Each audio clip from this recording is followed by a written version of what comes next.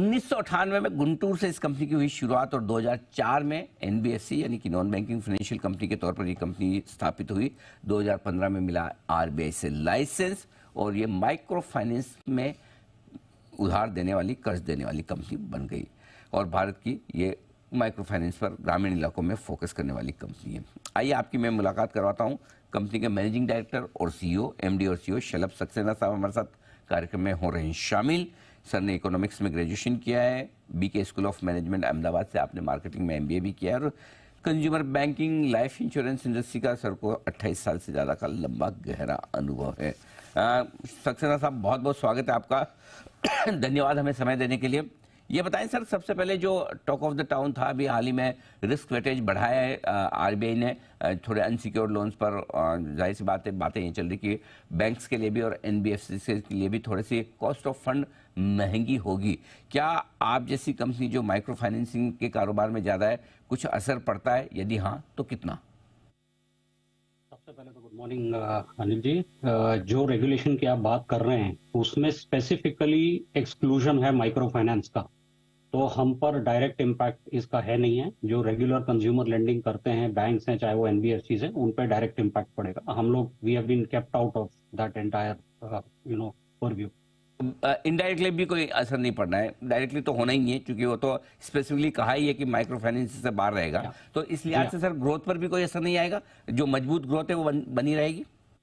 हाँ जी सर। तो जो हमारा जो साल का प्लान था, अगले 4 महीने अब बचे हैं 1 साल खत्म होने में, तो उस हिसाब से हम लोग we are very much on track to get the number. हम लोग बिल्कुल जो हमारा प्लान था उसी पे अड़े हुए हैं।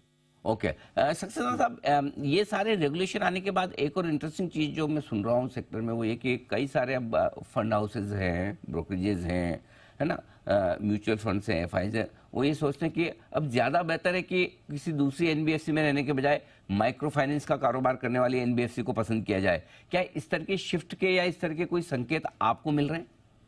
इमीडिएटली देखिए, ये सब चीजों में अनिल जी क्या होता है, थोड़ा सा टाइम लोग लेते हैं अब्जॉर्ब करने में और फिर then they chart their own strategy. जहां तक माइक्रो फाइनेंस का सवाल है, आपको पता है हमारा जो सारा 100% पोर्टफोलियो होता है वो पीएसएल के दायरे में आता है। तो पीएसएल का डिमांड हमेशा हमारे देश में रहेगा, तो उस हिसाब से जैसे जैसे साल प्रोग्रेस होता है तो डिमांड बढ़ती जाती है।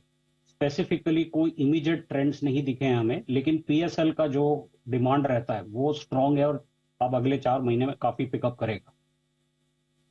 सक्सेना साहब, पिछली बार आपने कहा था तिमाही में कि आप एक वो सॉफ्ट लॉन्च करने जा रहे हैं नैनो एंटरप्राइजेस लोन्स के, जरा उसके बारे में बताएं कि कहाँ क्या स्टेटस है, कहाँ तक पहुंचा है, रेस्पॉन्स कैसा है? तो ये हमने एक लोन अगेंस्ट प्रॉपर्टी और नैनो लोन्स थे, अनसिक्योर्ड लोन, छोटे ग्रोसरी स्टोर है, शॉपकीपर है, रिटेलर्स हैं, उनके लिए हमने स्टार्ट किया था। अनिल जी, बहुत अच्छा रिस्पॉन्स है, बहुत क्वालिटी कस्टमर्स आ रहे हैं हमारे। हमने राजस्थान में इसको लॉन्च किया था और ऑलमोस्ट हम अब 250 लोन्स बहुत शॉर्ट टाइम में कर चुके हैं। इस महीने ऑलमोस्ट हमारा 10 करोड़ के ऊपर बिजनेस होगा इसमें। पास्ट एक्सपीरियंस भी हमारा रहा है कि ये जो ग्रोसरी स्टोर्स और ये जो शॉपकीपर्स जो छोटे, ये this is the missing middle. इनको ना बैंक वाले दे पाते हैं क्योंकि उनके लिए बहुत छोटा हो जाता है और इनके पास एवेन्यूज भी कम होते हैं। तो ये हमने एक स्पॉट करी थी अपॉर्चुनिटी। मार्केट में पहले भी काफी प्लेयर्स हैं, लेकिन हम जिस सेगमेंट को डील कर रहे हैं उसमें हम काफी पॉजिटिव हैं और हमारे इनिशियल रिस्पॉन्स भी कस्टमर पॉइंट ऑफ व्यू और हमारी जो फील्ड की जो फोर्स है उनसे भी बहुत पॉजिटिव है। और आगे इसको अगले 5 क्वार्टर में हम इसको स्केल अप करेंगे काफी तेज। परफेक्ट। सक्सेना साहब, आपके 2025 के विजन और जो प्लान्स आपने रखे थे उसमें आपने कहा भी था कि रिटर्न ऑन एसेट्स आपका 4.5% के आसपास रहना चाहिए। ऑलरेडी हम देख रहे हैं 5.6% तक तो आप पहुंच ही चुके हैं। तो क्या कुछ अपवर्ड रिवीजन, कुछ और इसको बढ़ाने का इरादा है? क्या टारगेट आप या गाइडेंस आप रिवाइज कर रहे हैं?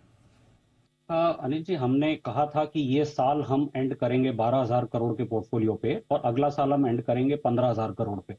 हम अभी उसी पे we are sticking to it, क्योंकि ड्रामेटिकली कुछ भी चेंज हुआ नहीं है। रेपो रेट्स भी काफी स्टेबलाइज्ड हैं, सबसे पहली बात। दूसरी बात, जो हमने गाइडेंस दिया था कि 4.5% आरओए रहेगा, हमारे हिसाब से माइक्रो फाइनेंस में थोड़ा सा संभल के चलना बहुत जरूरी है। इसीलिए हम उसको काफी कैलिब्रेटेड ग्रोथ चला रहे हैं। इसीलिए अभी फिलहाल हम from an expectation point of view, 4.5 is the minimum that I think, and upwards is what we are sticking to from a guidance point of view. Okay, तो ये है आपके लिए पूरा का पूरा आउटलुक शलभ सक्सेना साहब की तरफ से आता है। सर बहुत बहुत धन्यवाद आपका, आपने समय दिया और विस्तार से आपने बताया अपने कंपनी के प्लान्स के बारे में।